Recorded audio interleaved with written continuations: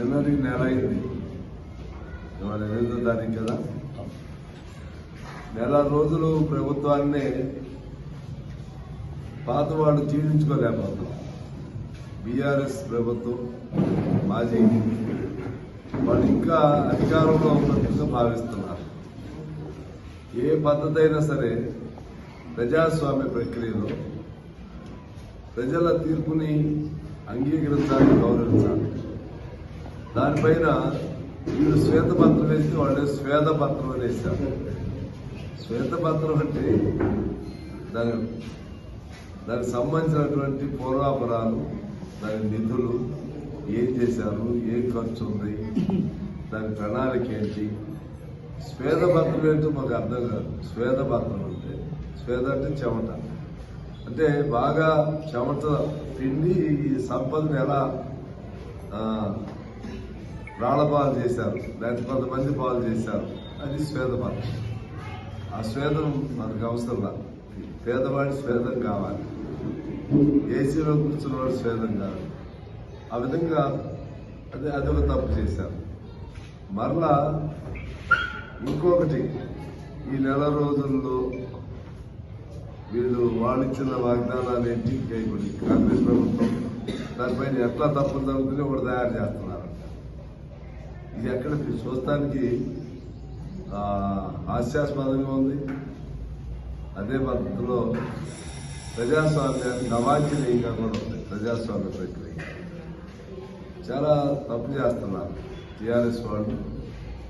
అంటే వాళ్ళ తప్పులు ఎక్కడ బయటపడుతున్నాయో అనే దాంతో రివర్స్ అటాక్ పెడుతున్నారు. రివర్స్ అటాక్ ఎలా పెడుతున్నారు?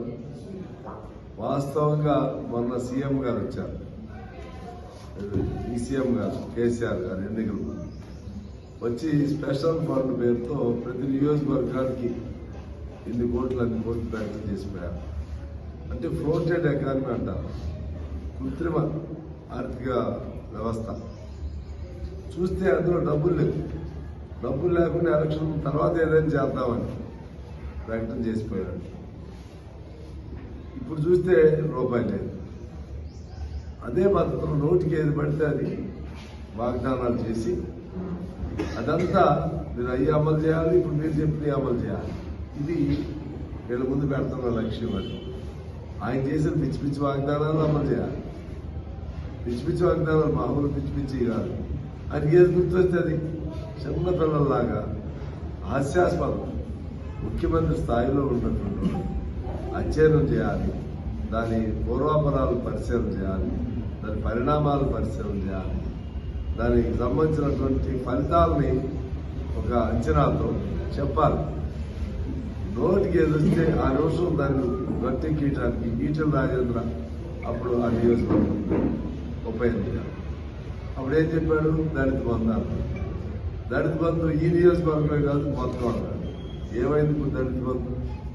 డబల్ బెడ్రూమ్ ఏమైంది ఇప్పుడు? అలాగే ప్రాజెక్టు, మన సీతారాం ప్రాజెక్టు ఏమైంది? నాకు తెలిసి సీతారాం ప్రాజెక్టు ఒక 300 కోట్లు ఒక బిట్టు, 300 కోట్లు ఇఫ్ ఐఎమ్ కరెక్ట్. మొదట్లో రాజీవ్ దుమ్ముగూడు, ఇందిరా దుమ్ముగూడు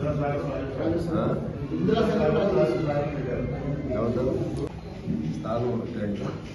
లక్షల మంది ప్రజలు మా వెనుకున్నారు. ఎందువల్లంటే పొందికల్లో తామాషా ప్రాతినిధ్యం అనేది లేకపోబట్టి first one single vote majority అయినా గెలుపుకి ప్రాతిపదిక అవుతుంది. కాబట్టి నలుగురు పోటీ చేస్తే 26,000 ఓట్లు వచ్చినట్టు గెలుస్తున్నారు. మిగిలిన వాళ్ళందరూ వ్యతిరేకించారు. అది కాదంటున్నాను. నామాస ప్రాతినిధ్యం అంటే నీకు 20,000 వస్తే 2 స్థానాలు, నాకు 30,000 వస్తే 3 స్థానాలు, అట్లా రావాలి కొన్ని దేశాలు. అది వస్తే తప్పితే కొన్ని ఇబ్బందులు ఉన్నాయి.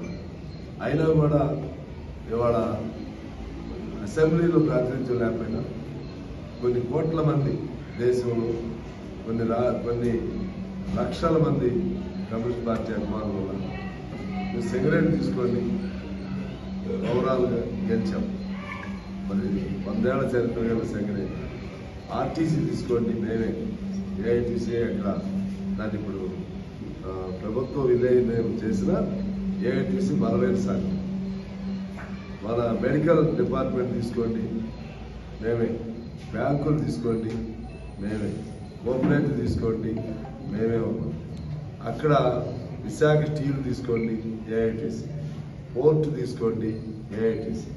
హైదరాబాద్లో BHEL తీసుకోండి. మరిన్ని వీడియోస్ కోసం ఛానల్ ని సబ్స్క్రైబ్ చేయండి. లేటెస్ట్ అప్డేట్స్ కోసం వాట్సాప్ ఛానల్ ని ఫాలో చేయండి. అండ్ లింక్ డిస్క్రిప్షన్ లో ఉంది.